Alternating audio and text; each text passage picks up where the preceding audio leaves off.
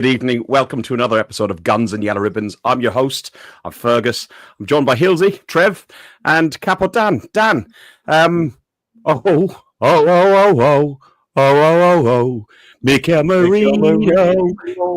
Enjoy the show. Welcome to another podcast by Guns and Yellow Ribbons. This is your Arsenal podcast by Arsenal fans for Arsenal fans. Enjoy the show.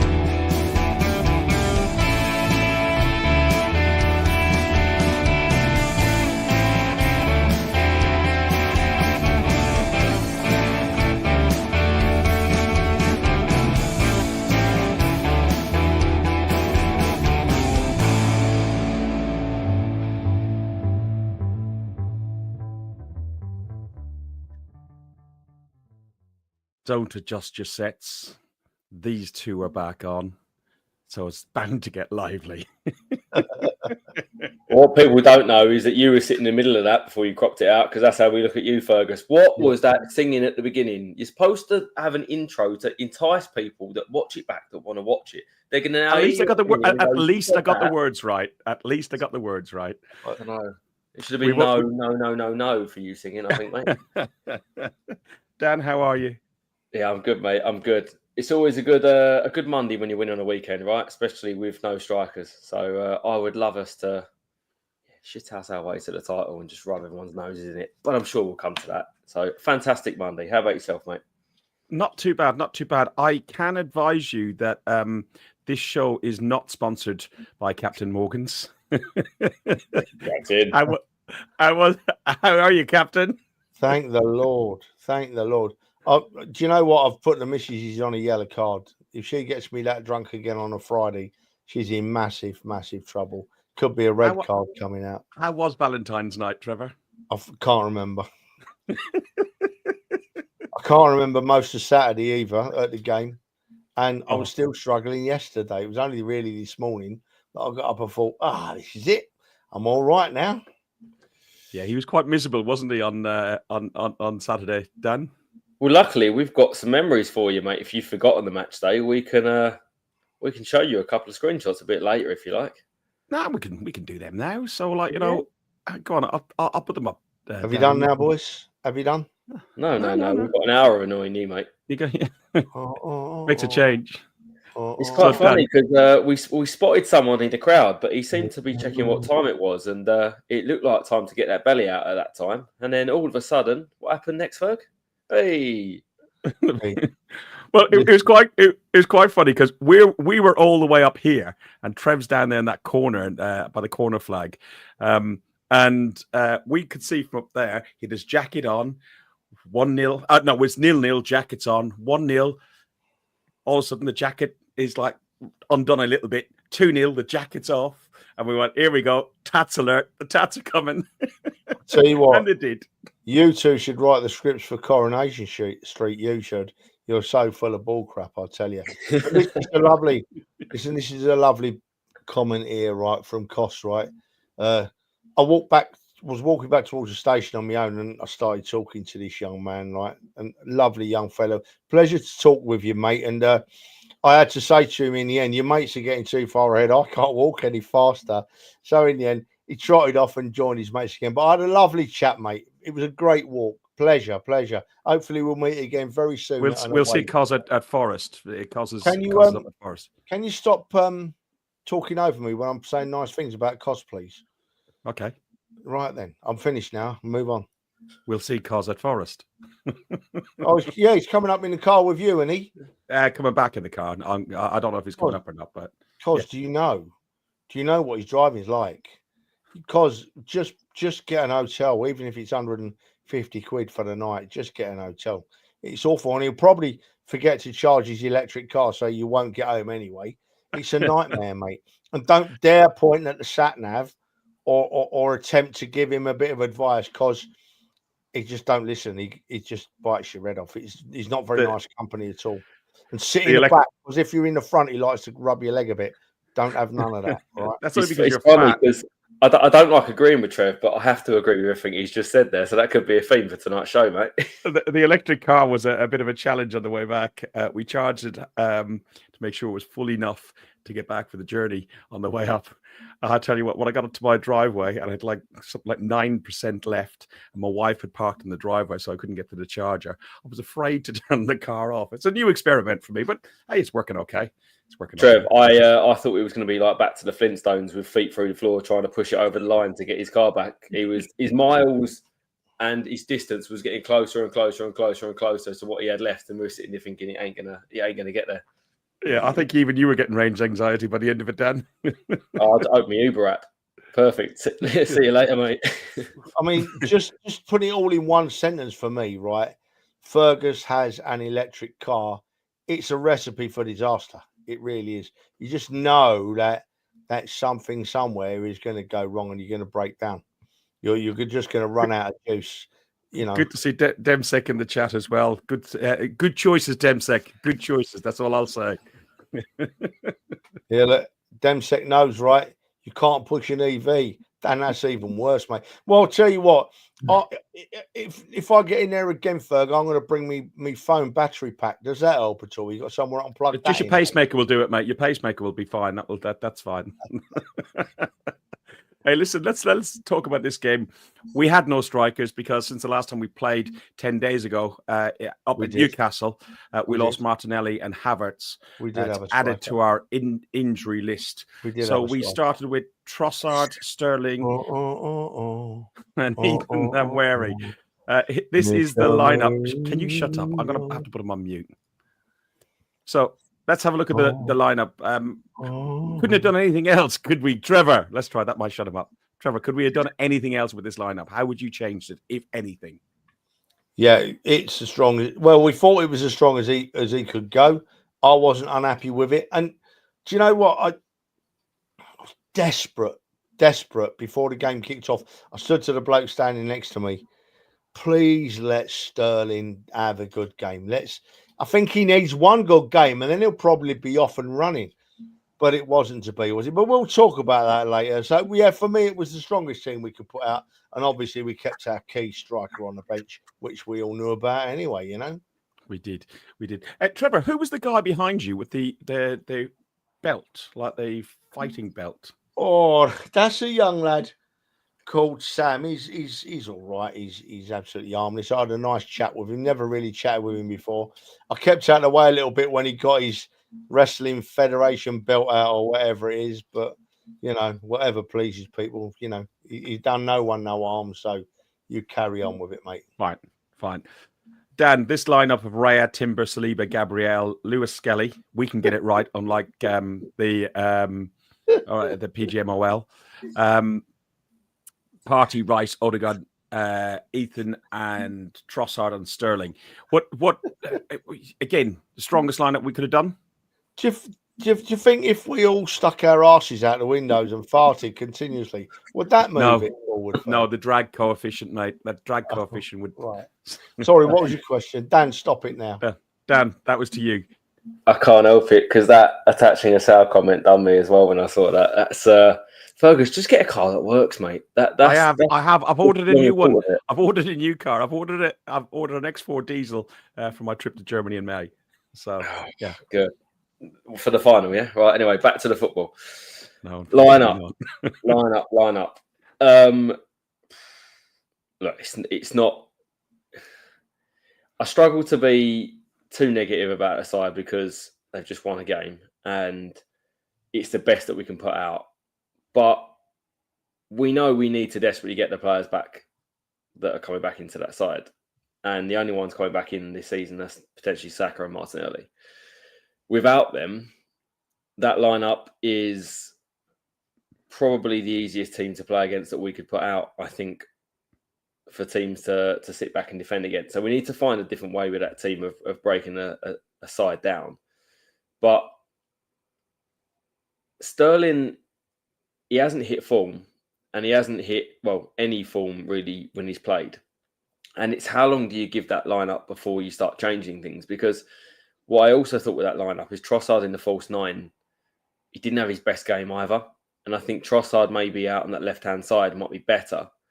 And you know what? When Martinelli comes back in, I can see Martinelli being up top, to be honest with you, and Trossard on the left and Wanyeri on the right. I can't really see much sort of other options for that team, which is a worry, because I do think at some point that team could end up slipping up. But it is the best we've got, to be honest with you. And we have to stick to our strengths, which is that team is defensively solid. It's a team that can battle, and we need to try and nick a goal and then keep a clean sheet. And we've got 13 World Cup finals with this team to go. Yeah, in goal, haven't got an issue. I think we've got one of the best keepers in the league. Defensively, I think the back four that we started with Lewis Skelly and Timber and the two centre halves, no issue whatsoever. Midfield with Partey, Rice and Odegaard, no issues whatsoever. Forward line, yeah, as I said, that's where we're probably falling down a little bit. Trossard and Sterling didn't have great games, but we'll go into that not in detail, but we'll touch on it as we go along. Trevor, myself and Dan were talking.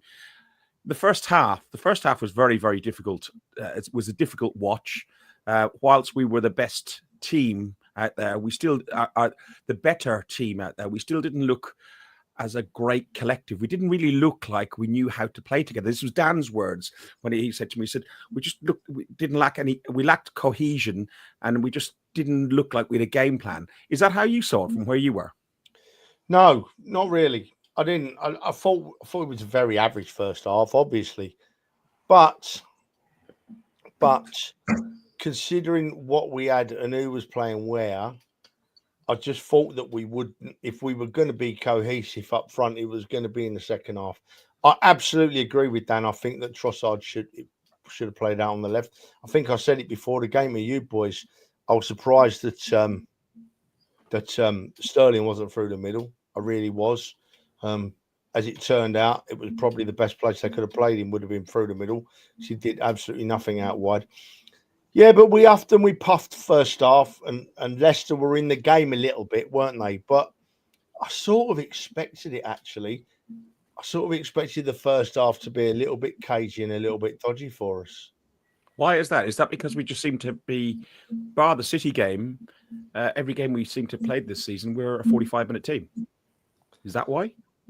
I don't know what it was exactly, Ferg. I don't know what it was exactly, but when I got him down the front there and I saw the kick off, and 5 minutes in, I thought it's going to be a long half. It's going to be a long half. I don't think we played really badly, but I didn't think we played really brilliantly. We were like middling. We were holding middle ground. You know, we were moving the ball nicely from I thought from defence to midfield, and I even thought we got the ball forward a lot. But we were either, whenever the ball went forward, our front line were either offside or they couldn't beat a player, right? And that was the problem. So at half time, I'm thinking we need to change something up front. But I didn't see what happened coming. I didn't see it coming at all. No, it was definitely a game of two halves. As I say, I really thought that the problem was when we moved the ball to the forwards in the first half. Yeah, Dan, I think 5 offsides between Trossard and Sterling. I think Sterling had 3, Trossard a couple. Trossard also had an air shot in that first half as well. The Trossard seems to be better as an impact sub. I've said it for many, many times. And I hoped that having Sterling out on the left, where he played under Arteta and Pep at City, would have brought out the best in him. But it didn't work. How can professional footballers like that be offside so many times? Were Leicester just particularly good at playing the offside trap, or we were just incompetent? No, it's frustrating because as a wide man or a striker, you need to be able to look across the line and make better timed runs, to be honest with you. And that didn't happen. But you can tell that front three hadn't played together. There are games where that sort of system will work, where you've got more of a false 9 and you've got someone like Trossard that can drop into that false 9 with Odegaard in those positions. But this sort of game against Leicester, where it's more of a low block or they're quicker to get back into a low block, I think the same as we'll see for West Ham as well, you need a presence in the box. And I think that's where the Merino sub just changed the game a little bit. You had a guy that is pretty good at winning his own individual duels. He's a lot better in the air. He's a more physical presence. And he just occupies the centre-back. So all of a sudden there's a different dimension that when we get the ball out wide, we have something or someone to cross to. Whereas when you've got Trossard or even if Sterling was there, there's no real target to cross the ball. So teams are quite happy to show you down the line, knowing that you're going to cross the ball in on your weak foot to pretty much no one. I also thought that we lacked a bit of urgency in the first half. I think second half, the midfield pressed and ran an awful lot more than in the first half. And I think second half, Ødegaard and Rice both got up to support the striker a lot more as well. The striker looked a bit isolated for me in the first half. I think we'll continue to see Trossard up top at some point. The only time I would potentially switch Sterling up top is where there's a little bit more space to run into and stretch the game. That's probably where that will work there. But in reality, we've only got another, 2 or 3 games, hopefully, of this to navigate through. We've got West Ham, we've got Forest, and then potentially Man United. Of those games, West Ham are going to sit in at times very similar to what Leicester did. So it wouldn't surprise me if we go with a similar early change of Merino up top or even start him. Forest also were going to try and hit us on the counter. So wouldn't be surprised if we had a physical presence up top for that one. The Man United game could be a little bit different, where I think Sterling could have a big impact down the middle. I'm hoping that Martinelli's fit for that game as well, because Martinelli down the middle, running in behind, would scare teams a lot more than what Sterling would. But I don't know if you guys remember, but back to the Europa League when Martinelli first broke into the side, I think he was under Unai. He played a couple of games up top in the Europa League, and I remember him scoring a couple of headers as well. So there is that element to Martinelli's game if he did play up top that I think he's not horrendous in the air. It's not necessarily his strength, but he's someone that could play that role until the end of the season. I would just like to see Trossard out on the left rather than up top if we have to. Well, do you know? Sorry, folks. Can I come in? Yeah, go. I mean, Dan's made so many points there. It's normal. That's like you normally make about 20 points. But I just picked up on a few really important things that Dan mentioned. Right. Firstly, the comment from, I think it was it? Oh no, Jason. We've forgotten to mention Skelly's amazing block at the back post. That's later. We'll talk about that. Yeah. Secondly, the offsides. Dan, you're exactly right, but I don't think there's any excuse for him, because I thought all of them were when they were actually looking down the line. It wasn't as if the ball was coming from behind them for them to run onto. They seemed to be coming from the side, and they could see down the line. And I was really disappointed with all those offsides. But the most important point for me there, and for me it's really important, is the impact that Merino had on the game. Because I'm not going to hold back on it. I'm not going to hold back on it at all. He absolutely changed. We'll do that as we move along, Trev. Just finishing up on the first half. The only real attempts that we had in the first half was Rice came close with a cross from Ethan Nwaneri, but he couldn't get it on target. And Ndidi, even who? That's him. Yeah, came close. Ndidi came close, and he had beaten the keeper, but he went past the post. Second half, I did notice we stayed in the stands at half time. In the second half, did notice the team came out early, Trevor, and they looked more focused. Ødegaard and Rice in particular, and I saw some of the stats for Ødegaard and Rice. They both ran 12K. Roughly 12K each, and they ran their socks off. I saw on some Facebook groups and stuff, Ødegaard came into some criticism, but for me, I thought he managed that team and orchestrated that team and dragged that team from an abject first half to a winning performance. I thought he was outstanding. Look, right, I should hope they did get a bit of a rocket at half-time, particularly the front three. I should hope they did get a bit of a rocket at half-time, and he did send them out early, and it seems to have the desired effect. So I wasn't listening to you there because I got a bit bored with you towards the end of what you were saying. So who was you talking about then? Ødegaard, the captain. Ødegaard's been. I was only testing. I didn't think his memory would be that long to remember what he said, Dan. He probably wrote it down. He's reading the script, mate. He doesn't come up with his own ideas. Ødegaard's been from some extreme idiots on social media. Ødegaard's been getting a little bit of stick rate recently. I would suggest that you watch a game and you focus on Ødegaard. then you realise just how important that young man is to our team. Absolutely. And I'll tell you someone else who ran his socks off, right? And twice, I didn't know he had the pace in him. That was my ignorance, right? Twice. Once he lost the ball, once someone else lost the ball, and he ran back almost the length of the pitch to put in a blocking tackle, was Thomas Partey. I thought Partey went a bit unnoticed, but he really put the levels in. He really did. But as going back to Odegaard, Ferg, he's an important cog in our team, a very important cog in our team. And in the first half, and particularly the first 15 minutes of the second half, we missed Havertz, and we missed Havertz badly. Dan, on the Odegaard point, and Trevor just said he recommends that people just watch a game. But I think a lot of what was going on probably was off the cameras, and it's the difference of watching live football in the stadium rather than watching on TV. Do you think? Not necessarily. Do you know what, with Odegaard, I always thought similar with Ozil when he played, is that when he plays, maybe you don't appreciate how good he is, but you do appreciate it when he's not playing. And that's because he naturally just helps with the flow of the game. He's a little bit quicker with the releasing of his passes. He's a lot smarter with the positions he picks up on the pitch in the half spaces that allow people to find him and him just keep the ball ticking over. Having said that, there was a comment from Irish Mick that said, how can anyone criticise him? I don't think anyone's free from criticism. I think in that second half, by the way, Odegaard was fantastic. I tweeted that and I said to you after the game, I thought Odegaard's energy with Rice was fantastic. But there's definitely a criticism there for him, and that's that he's not scoring the goals that he did 2 years ago. And when you're playing in that role close to the striker, you have to be able to score goals. And what he's done this season isn't enough in terms of goal scoring. Yeah. But then you can say that across the front line this season, where everyone has pretty much dropped off bar Saka before he got injured.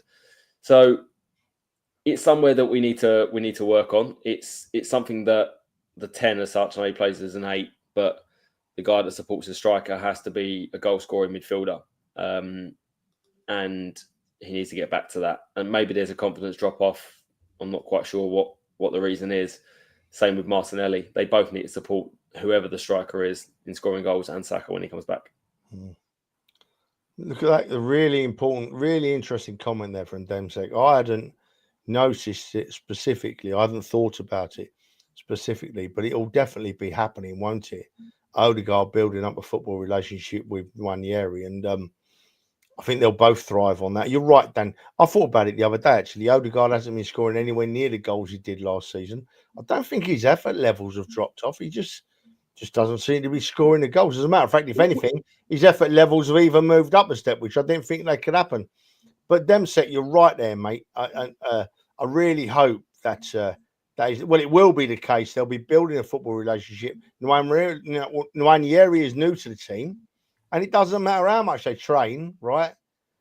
They're going to learn more about each other on game day, in gameplay. You know, I'm not going to stop talking now because Dan and Ferg are both waiting to jump. I'm not stopping talking, Ferg, because you're both waiting to jump on. Because I made one mistake and said Nwaneri wrong.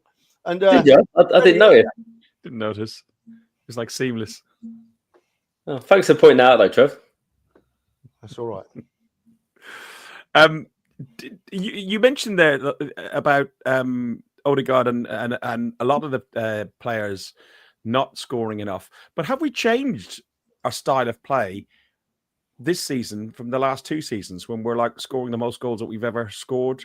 What is it, Dan? What's different this season? No, I think teams are starting to give us the credit that we're due, and they're trying to make it more difficult for us, right? Teams know that they have to now sit in really tight against us or they're going to get torn apart. That's the main difference.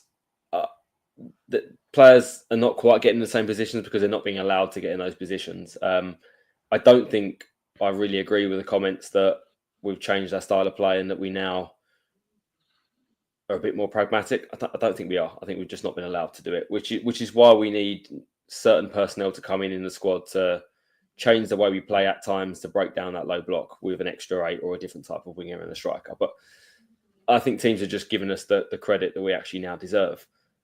An interesting point, though, is when everyone's fit, who plays and where, because Nwaneri is probably the closest I've seen to a decent understudy for Saka on that right-hand side, because he moves in a very similar way, that he can go both sides. He's very direct with his running at teams. He can come inside and shoot. He can go on the outside and cross to his right. And when he runs at people, they step off him because they get worried. And with every other winger that we've had there that's tried to replace him when he's out, has had nowhere near the amount of impact that Nwaneri has, and maintained the goal scoring threat that Nwaneri has. So maybe we found our, in the short term, back up to Bukayo Saka there, and in the long term, someone that could come in anywhere really across the front three into our starting 11, maybe even in that position off the striker, or even as a second 8 with Ødegaard. Can we play the two of them together centrally if he sort of increases it? Rory talks. Well, I don't know what his full name is, but he's on all social media channels, and he talks some sense quite a few times. And he did talk about when Saka returns, what do you do with Nwaneri? And he said play Nwaneri on the left and play Saka on the right, and then clearly, hopefully, we'll have a centre forward then. And then what a potent front line that would be, Trev. It's really interesting, Ferg, just listening to you two again then, because Nwaneri's goals he scored in previous games and the 2 or 3 chances that he had against Leicester are almost exact replicas of how Saka plays the game. Goes out wide on the right, cuts in on his left, and gets a shot off at goal. Well, for me, they're almost exactly replicas. When they're all fit again, I don't know what the answer is. I really don't. I think I can't see Nwaneri how they can drop Nwaneri, apart from taking into account his age and what his physical ability is like. But he's a strapping lad, isn't he? He's difficult. He's different to Saka in that way, in that he's a big strapping lad, Nwaneri, whereas Saka is more. He's more lighter, appears more athletic and dodges inside. So I don't know what the answer is. Do you risk changing one of them to the other wing? Because there's certainly Saka at their best and Nwaneri at their best, for me, are the 2 best wide players we've got in the club at the moment. So how do you fit them both in? I would think that Arteta is already working on that conundrum now. So the question for you then, Trev, if you said how do you fit them in? If you're doing your starting 11 and everybody's fit, Saka gets on your starting sheet every time and he plays on that right-hand side. Does Trossard, Martinelli or Nwaneri get the other berth? Or, as Dan has said before, Nwaneri or Martinelli is pushed through the middle as the centre forward? Yeah, I honestly think, right, I know you've just told me off and said we're going to come back to it, but you mentioned centre forward. We found an answer at Leicester. And for me, I know it's not going to be a permanent answer. Well, who knows? It might be. Who knows? But if you found that answer at Leicester, that system will probably work against West Ham United. You know? So why tinker too much? Especially when you've got all these injured players. It wouldn't surprise me at all if he starts the same team against West Ham, but leaves Sterling out and puts Merino in, honestly. And pushes Trossard wide. We will go into that, but let's just finish up on Nwaneri in the sense of he was probably the brightest player for the entire game. He played the entire game, but the brightest player. Hit the post once, hit the crossbar once. He gave the assist to one of the goals. He was outstanding, and he goes from strength to strength. I saw him on his very first league debut at 15, and I thought he was 21. He is a big strapping lad, as Trevor said. How do you fit Saka, Nwaneri, Martinelli, Trossard, our centre forward, whoever it be, Seko, into that squad? Who starts? Do you rotate Saka and Nwaneri? Very simple answer there. You don't fit them all in, because I'm fed up of square pegs and round holes with this team. If I'm honest, none of them play on that left-hand side. We either play one of the wingers that we've got, or we sign a new winger, which is probably more likely to play on that left-hand side. None of Saka or Nwaneri play on that left. Nwaneri's threat comes from cutting in from the right or playing centrally. And let's be honest, when everyone's fit, there's no chance in hell that Nwaneri starts over Bukayo Saka. Bukayo Saka is the best player we've got in that squad, and he starts there in his right position every single game that he's fit. The other option is he's probably fighting for Ødegaard's position long term. I think in the short term, there's absolutely no threat of him overtaking Ødegaard because Ødegaard, again, is our captain and our biggest influence through the centre of keeping our play flowing. However, Nwaneri will and has shown now that he can come into the team and play games. I think he's better from the right-hand side than central because at this young age, when he's still learning, he gets a little bit more time and space on the right-hand side. When he comes centrally, he doesn't get that time and he hasn't got as much of an influence on the game from a central position. Long term, he'll come central. That's where his abilities will be. He'll get quicker in playing between the lines and under pressure. But I've got no worries about the comment about him being overplayed because he won't get that much game time week in, week out like Wilshere did at the start of his career. He will be rotated and out the squad and come in and maybe cup games to get minutes. Long term, though, the only thing I would say is the only way you're going to fit Saka, Nwaneri and Ødegaard into that team is Saka on the right, Nwaneri central with Ødegaard central, but a bit deeper. And a little bit like Man City used to play when they had maybe like De Bruyne, Bernardo Silva with Rodri. Against certain teams that we need to break them down, we could play with a Declan Rice and then Ødegaard, Nwaneri as a 3. But when you go up against a big team, there's no way that those 3 players play together in that team. It's 2 of the 3. Okay, that's interesting. It's really interesting. Really interesting. Listen, 6. Go on, Trev. Go. So, I like the thought in the Nwaneri in the middle. Seems to me like that's the space that's where there's a little gap in our side at the moment. You know, if you look at what we've got. So when you say Nwaneri through the middle, Dan, are you talking about a false 9 or a full-on front 9?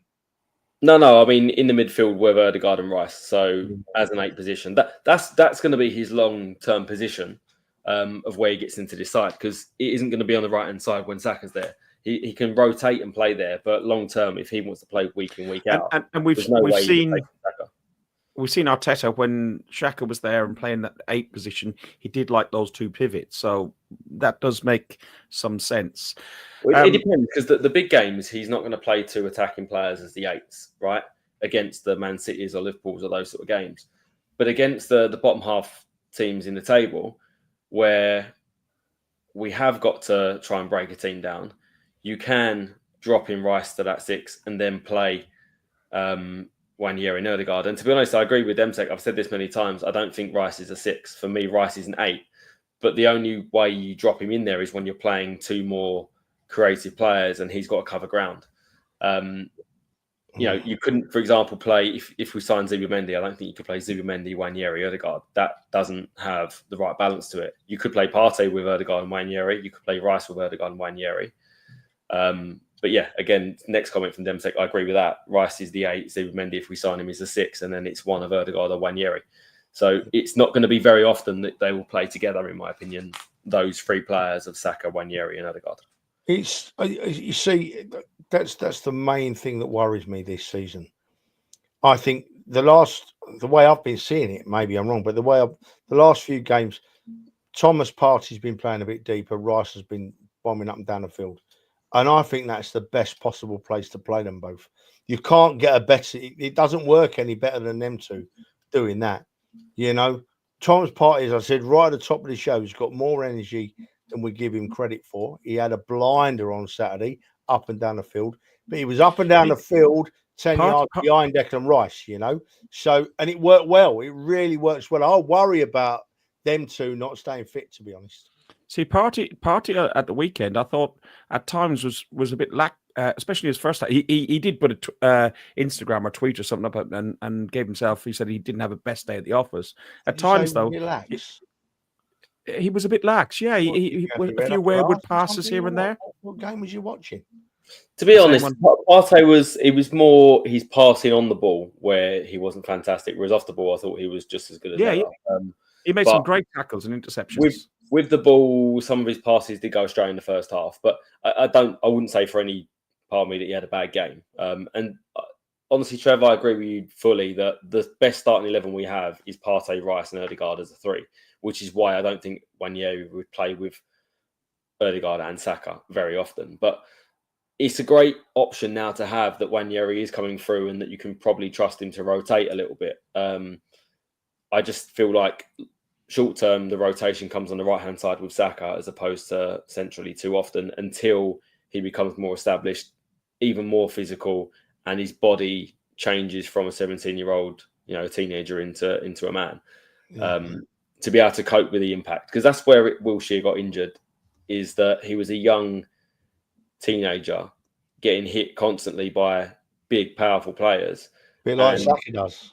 Exactly. And that's another worry with Saka, is that players, don't fully develop, even though Wanyeri is still a physical player for his age, they don't fully develop until they're into their 20s. So we do have to watch out for that. He's got a long way to go, and Ferg, listen, mate, I don't know about you, right, Ferg? Talking about Rice as we just were. When not Rice, Partey, excuse me, Partey. When Partey went off, I thought, oh no, we don't want to lose Partey right now. We're right on top here. But once again, I've done Jorginho an injustice, Ferg, because he came on and just strolled about the park, running the show, didn't he? Yeah, he's absolutely excellent, and he gets better and better with the team. It's a shame that he's going to be probably gone in the summer, because he's a great squad player and he's a great leadership character because of his age and experience that he's been around the park over the years. Getting back to the game slightly, you were desperate to talk about Merino. 69 minutes in, Sterling comes off. And Merino gets cheered onto the pitch because we're cheering him on to encourage him and to make sure that, he's in to do a role that none of us knew how well he could do the role. And within minutes, he's almost scored, I think, in about 2 or 3 minutes. Timber put a ball into him and he just couldn't stretch that far. Trev? I don't know about you boys in your area. I saw a few reports in the press as well, actually, that Sterling got booed off. Well, for me, not where I was. I think they were probably looking for a line there, some people, because where I was, he got a round of applause. He got clapped off, Correct. And then Merino got a big roar when he came on. And as soon as Merino came on the field, he didn't even have a chat with Trossard. They'd already told Trossard. Trossard went out left and Merino went in the middle. And I said to the bloke next to me, look at the difference between Merino and Trossard. Look at the size difference. Look at the impression the man puts on opposition defenders. I've been saying it all season. We had a plan B where it completely changed up front. Completely, and it was what was needed. And I can't sing any more praise about Merino than he came on and played the perfect 20 minutes. He came on and played the perfect 20 minutes, put himself about. And once again, I'll leave you boys to take over from here. But his 2 goals, his header and the way he positioned himself at the rear post to put that ball away, proper strikers' efforts they were.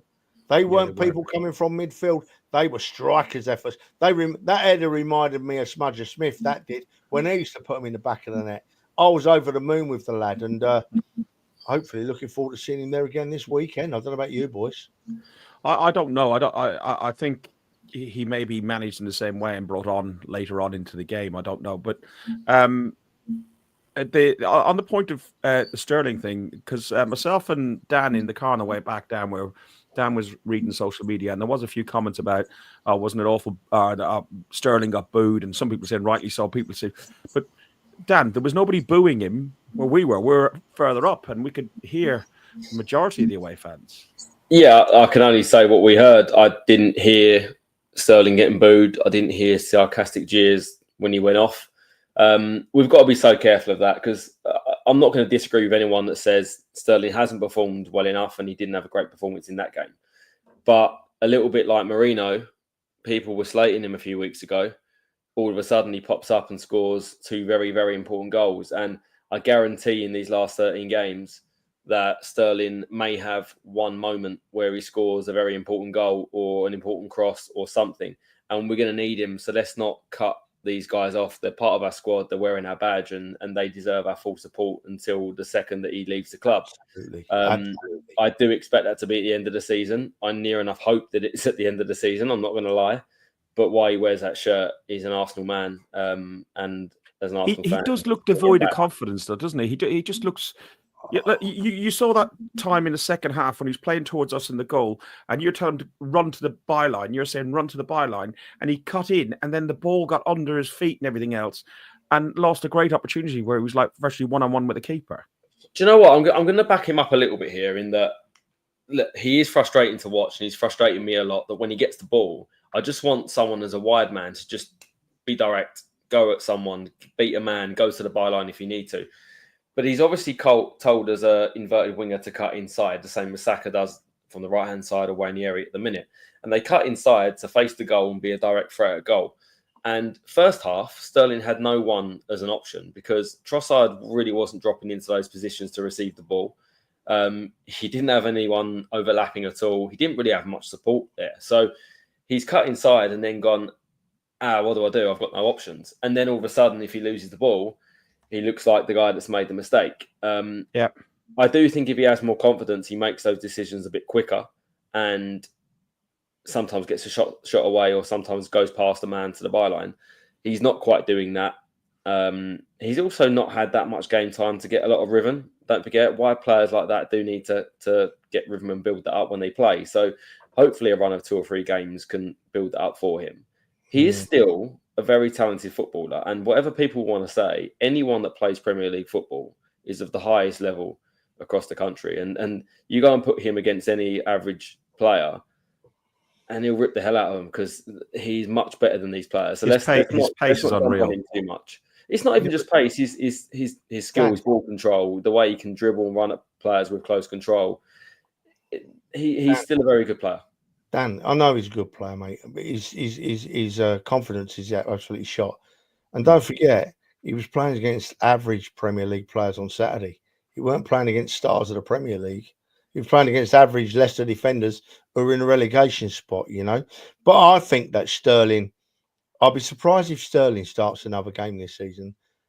But he will play a lot of football coming on, I think. And hopefully, I pray to the football gods. I genuinely do. That he gets that he picks it up because we know there's a player in him. But right in the back of my head is I keep thinking if he was still really tearing the Premier League up, Chelsea wouldn't have sent him to us. Much the same as with David Luiz, much the same as with Peter Cech. Them beyond their best when not on the terms that they sent him. They're paying most of his wage and no loan fee. Listen, somebody who isn't devoid of confidence is Lewis Skelly. If it wasn't for Lewis Skelly, Raya's beaten on this ball, and it looks like the cross is going to cross. I don't know who the Leicester player was on the end of it, but he only had to toe poke it in, and he got the slightest deflection on it and put it out for a corner. And boy, did that turn the game. The crowd, our fan base, got up for it because it was the far end from us, so it was hard for us to see. But when then they put it up on the screen and we saw how close it was, there was a roar of support. And it wasn't long after that Merino scored his first goal. Trevor, talk to me about Lewis Skelly getting that interception, how important it was then, because if Leicester got 1 goal and 1-0 against them, I think we're absolutely screwed. We're not absolutely screwed, but the game becomes really difficult. I agree, Ferg. Lewis Skelly is becoming the defender that we probably can't do without. He's just his confidence levels, much as we just said that Sterling's confidence levels must be rock bottom. Lewis Skelly's are off the scale. They're off the scale. He's not afraid to hold the ball in a tight situation and find a bit of space.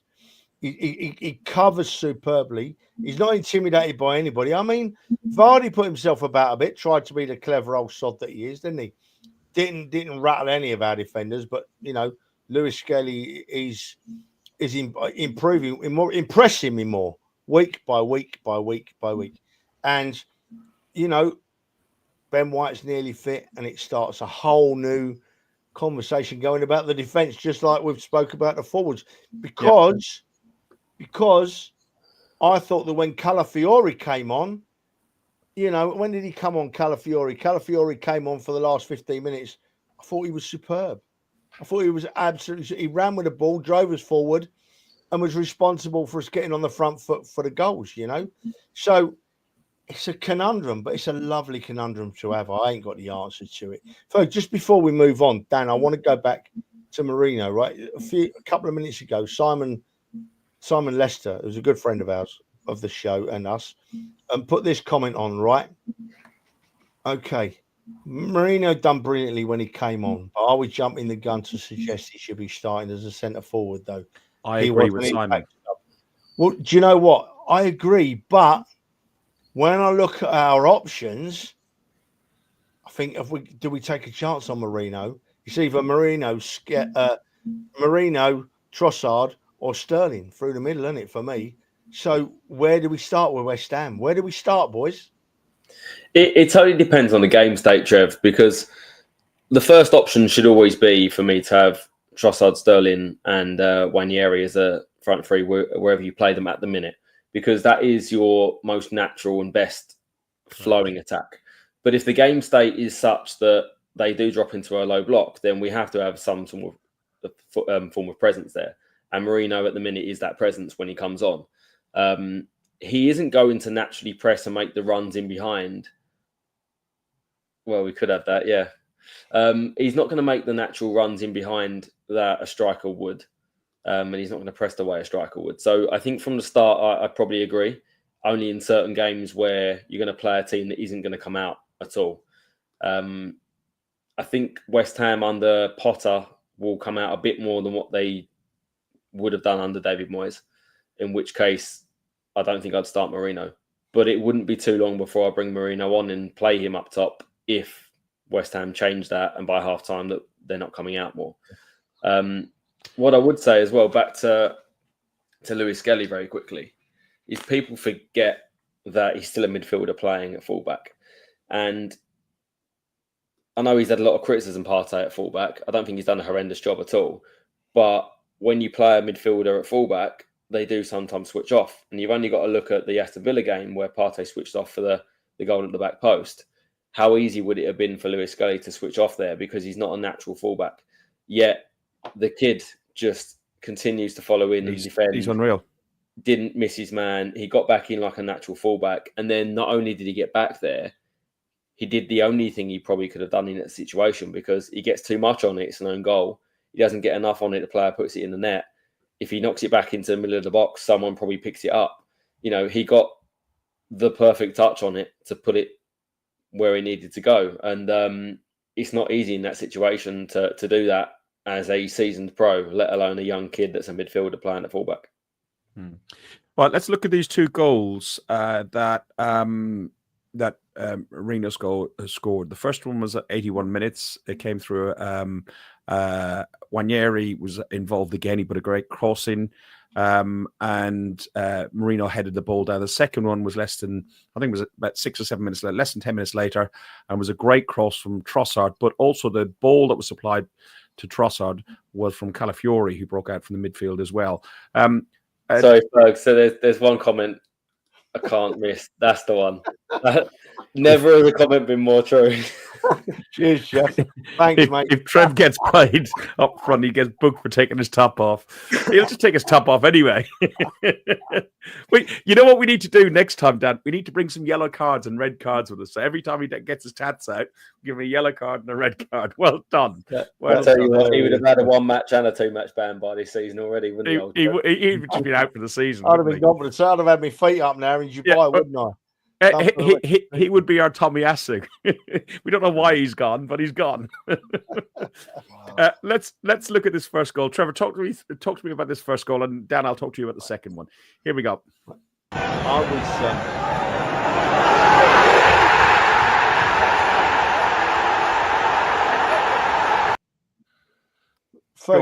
It's pointless trying to talk over that sound, as you know, because no, we can't make ourselves heard. But I'm going to get you to play that back again in a minute, right? I'll play it without sound. Because the most important thing about that header is you watch his head movement, right? That ain't the header for me of a midfielder or a defender coming on the ball. That's a striker's header who's had the ball lobbed in and he's had to put his head right through it. You know what I mean? And that's a striker's finish for me.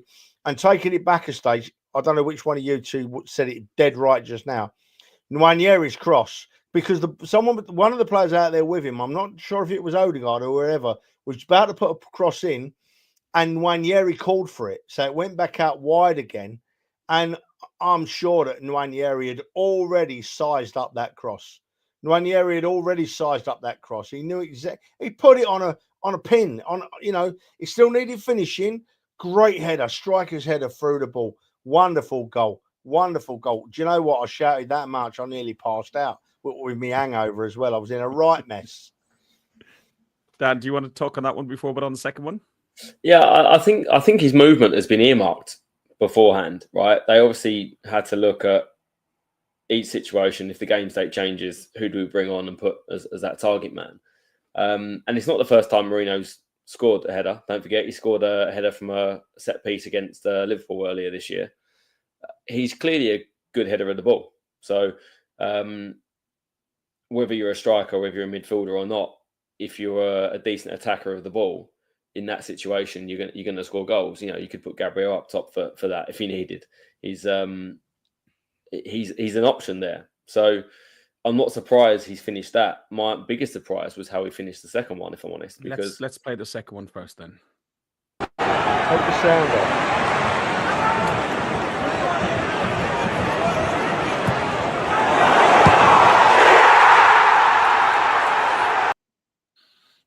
It's very easy in that situation to attack a ball and either miss the ball or sky it over the bar from that position. And that was more of a natural finish of a poacher, if I'm honest. The run at the back post, I thought was good. I was surprised the Leicester fullback didn't cover him as much. Actually, when you watch it back, he gets dragged in a little bit and doesn't quite follow his man.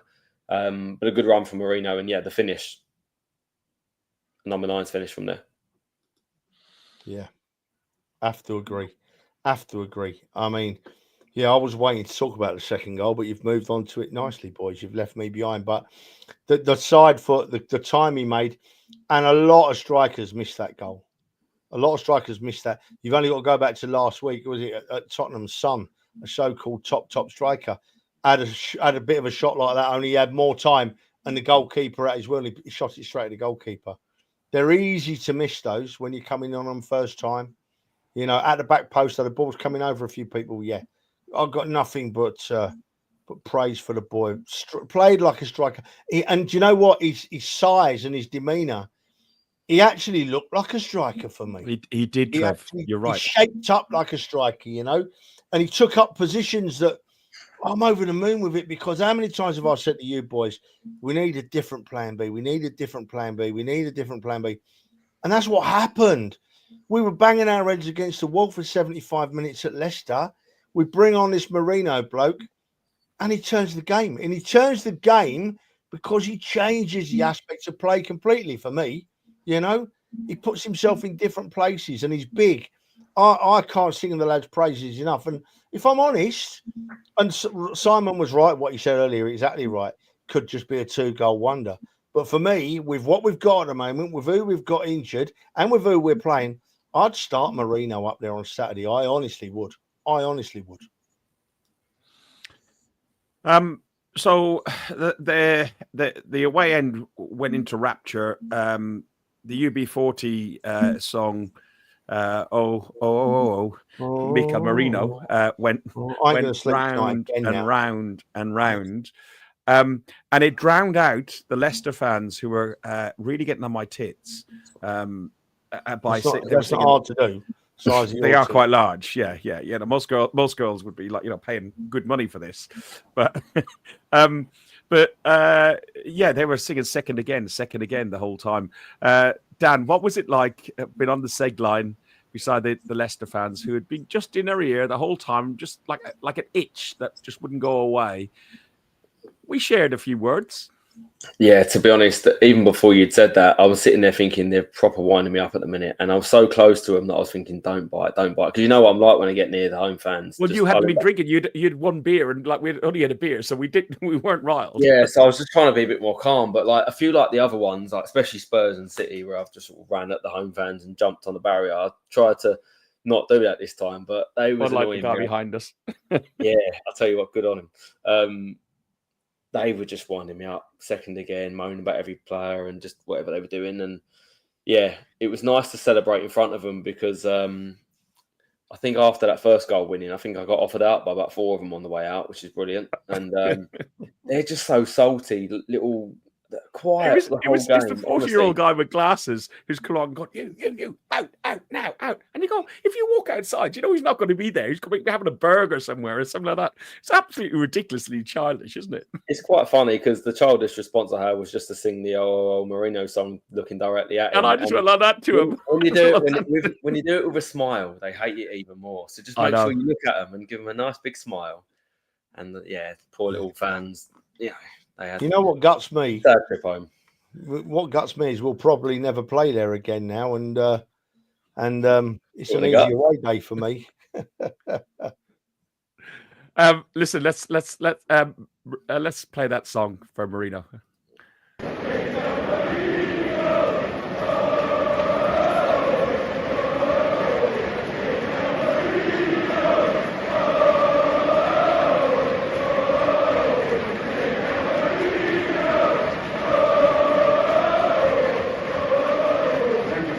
Stop that song. It just went on and on and on as we walked out and down the stairs, and somebody spotted a legend with a cannon and a tattoo on his belly. Dan, tell the story. Go on. Oh yeah, that one. Forgot about that. No, we obviously we were very far back in the stand, so they obviously didn't have very good eyesight because they thought they spotted a legend at the front of the stands, and he goes by the name of Hilsey. And yeah, they were talking about this legend that has a big cannon and Arsenal badge across his belly. But I did remind them that we don't call him legend, we call him senile. But yeah, we call him captain. Yeah, we're calling him captain at the minute. Yeah, Listen, boys, do you know what? I honestly don't care. Some people love me getting me tattoos out. Some people think I'm a bit of an idiot getting me tattoos out. Probably the second choice is right, if I'm honest, but I don't care. If we're keeping winning games, you're going to be seeing lots of my guts this season, trust me, because I'm happy and I'm going to celebrate. Unlike these Arsenal fans that can flip and flop, and every game we go, boys, us 3,000 others, every game we go, and we can honestly hold our heads up by and say we've supported our team every inch of the way. Where there's other people on social media. Last week, they wanted Arteta out. This week, they've got the cheek to sing his name.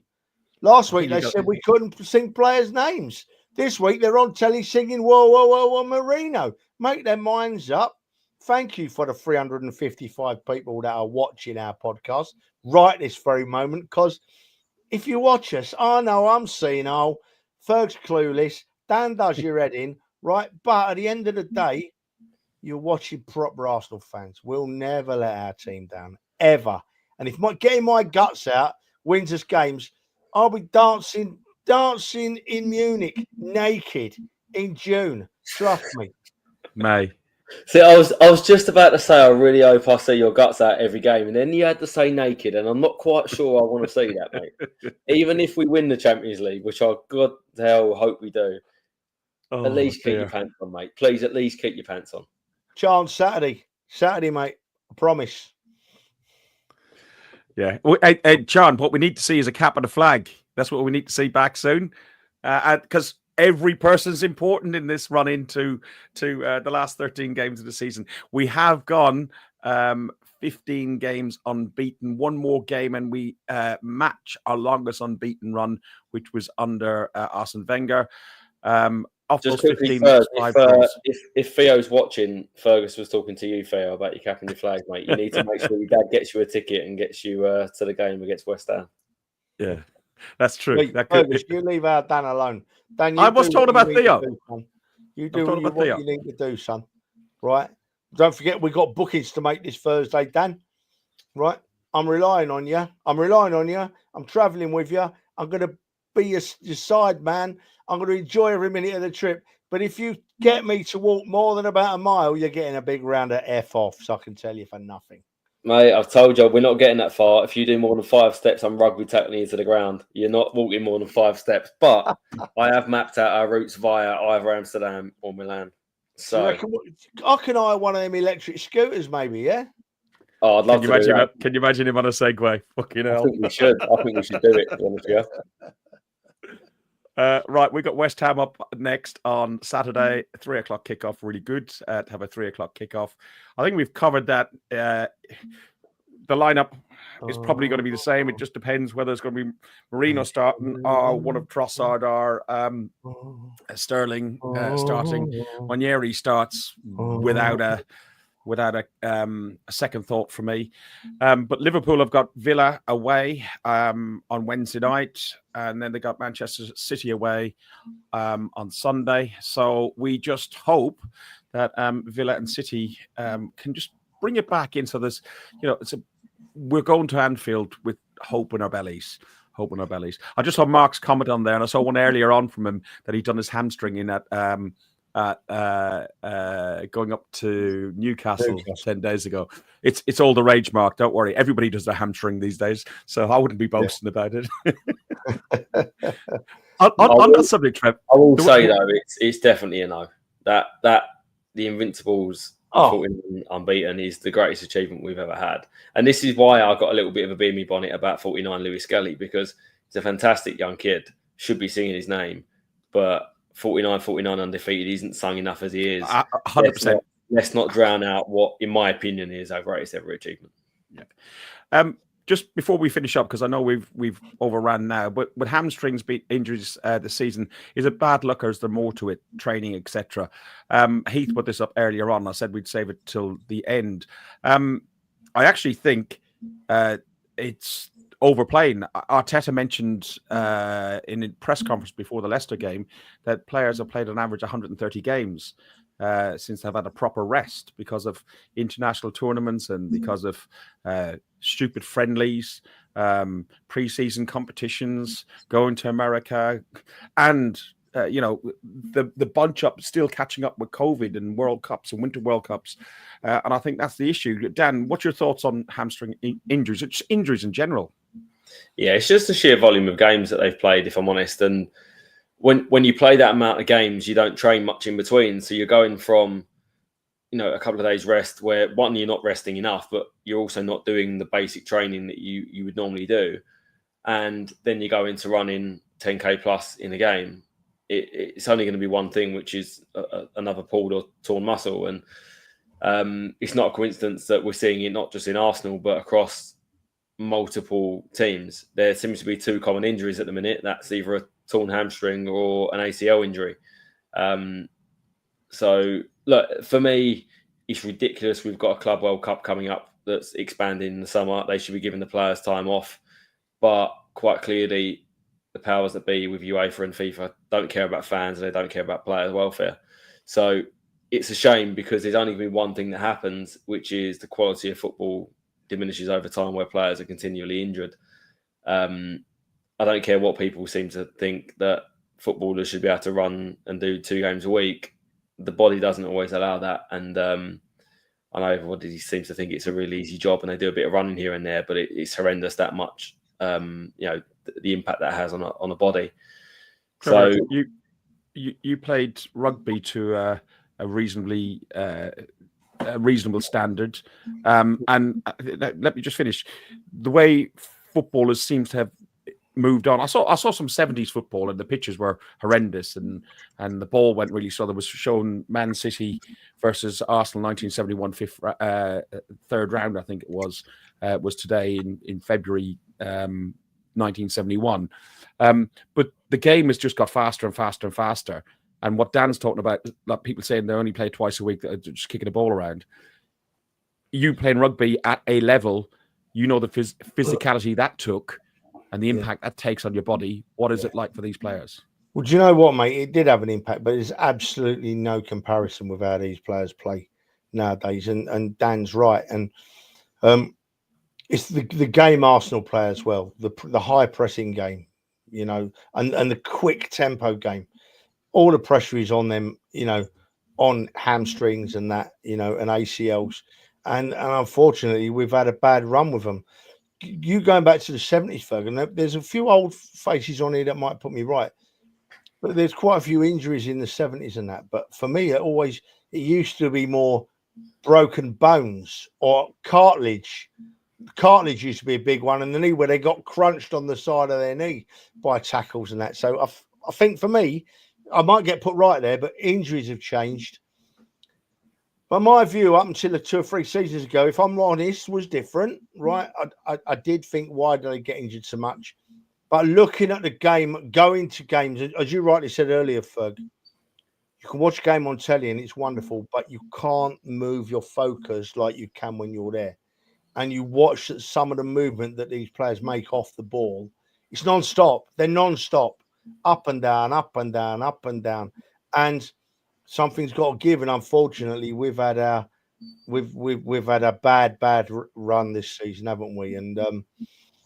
But fortunately, it hasn't hit us yet, has it? Right? Because we're still second and we're still winning. Gary Jones is exactly right. Supermax injury was he got a bad knee injury and he never recovered. He came back, played a couple of games, and he was gone, I think, if I remember rightly. So yeah, different completely. But there was injuries in them days, but different types of injuries. Absolutely. It's an important point, Trev, because genuinely, I actually think we are coping with our injuries the best of anyone in the league, and I think we don't get enough credit for that because Liverpool barely had an injury. Liverpool, but you look at the other teams. City have had a fair few injuries at the back, but they haven't dealt with it anywhere near what we have done when we've missed players. You look at Newcastle when they go through a few injuries, they have peaks and troughs in their form. You look at Spurs and their injuries at the back, they've had no more injuries at the back than we have up top. Their players are crap anyway, Dan. Even still, though, they've dropped off from what is 7th or 8th down to 15th, 16th. A huge drop off for them. Same for Man United. Again, not pushing top 4 with their full squad, but their full team, they should be pushing European football. And they're down in the bottom half as well. And these teams have dropped off and not dealt with it the same as we have, but we seem to be the only club they say makes excuses, whereas all these other clubs, they say, oh, we know it's because of the injuries, because of this, because of that. Well, I don't think they've dealt with it anywhere near as well as we have, and we don't get the credit. Absolutely. And Dan, fingers crossed, with what happened at Saturday and who we're seeing starting to appear back in the squad, we're over the worst. Football God, please let us be over the worst. Yeah, Barry Burns says even in Gaelic football, which is an amateur game still, they're playing at inter-county level at professional standard and they're picking up many more muscular injuries. They're talking about increasing the number of subs in Gaelic football. I know we've increased our subs from 1 back in the 70s to 3 and now 5. Maybe increasing squad sizes might be the option as well, because the squad sizes are limited to 25 players. I know you can have your youth players and everything else. Listen, we've really overshot, and we could start off another hour. Go on, Trev. Mate, I'm sorry. There's one more thing that's cropped up this afternoon that we've got to discuss. And Kev put the comment. I've got it here lined up, mate. We've got to just it takes 30 seconds. Yeah. This is just absolutely disgraceful. It wasn't for Miles Lewis Skelly.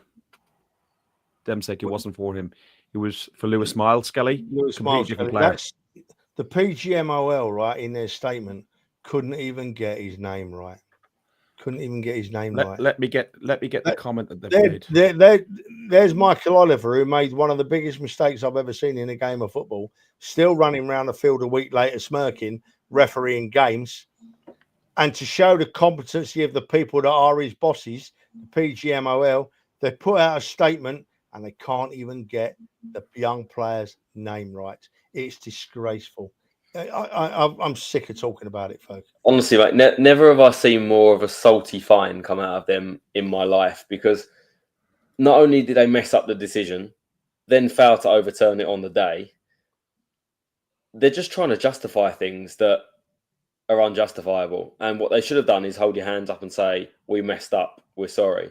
Instead, they go, no, let's try and cover our backsides again and let's try and get them on something. Let's see if they do the same for Liverpool. And I'm sure they won't be doing it because they're their darling and we're not. Boys, thank you as always for your input, your knowledge, your entertaining speeches and piss taking out of me. Are you in a rush? He needs a wee. Ferguson do. needs to look. I do. Did you see him shifting then, Danny, in that Yeah, chair? his little head's wobbling like he needs to go and let his bag off. So Do you know what, Dan? Do you fancy chipping in and we'll buy him a commode? He can just sit on that and go whenever he wants, can't he? to be fair, he's not far off wetting himself at his age anyway, Trev. So to be honest, can we just get him some of them little pads that he can wear? Yeah.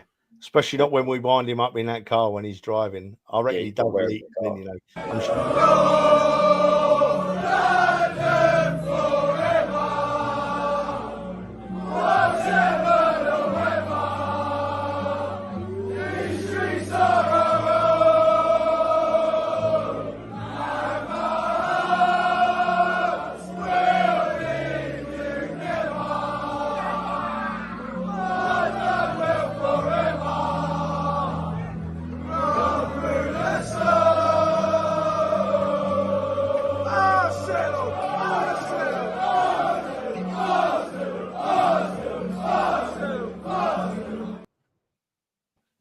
Boys, I'm still here. Just listen. I am going to have to go because it's going to get messy otherwise.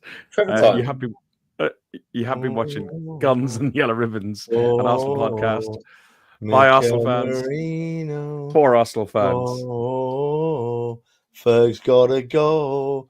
Now, before I go, 370 people watching us. Ferg, I know you can't talk. Let me thank them. 370 people watching our little podcast with just 3 old Arsenal fans talking crap about our great team or talking brilliant about our great team, however you want to look at it. But thank you, each and every one of you. We've had a bit of competition tonight and we've pulled through really nicely. Thank you very much indeed. Up the Arsenal. Fuck the Spurs. Thanks for listening to Guns and Yellow Ribbons, an Arsenal podcast by Arsenal fans for Arsenal fans. Follow us on Facebook at Guns and Yellow Ribbons or Twitter at Guns and Ribbons. And remember to rate and review us too. Up the Arsenal.